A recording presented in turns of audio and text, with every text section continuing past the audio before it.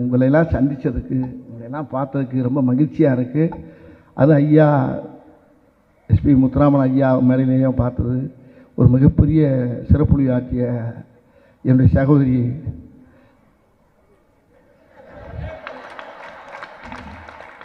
சுல்தான் அவர்களுக்கும் அங்கே கூட ஜர்க்கிலே இருக்குது.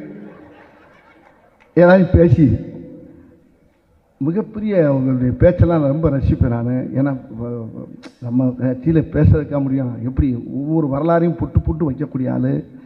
அப்படிப்பட்ட எல்லாரையும் உங்களை சந்தித்தது, இங்கே இருக்க மக்களை பூரா சந்தித்தது பெருமையாக இருக்குது. இந்த இரவு வந்து எனக்கு பெரிய ஒரு நட்சத்திர உறவு மாதிரியே இருக்குது எனக்கு. ஐயா பல்லாண்டு பல்லாண்டி தமிழக முதலமைச்சர் நீடோடி வாழணும்.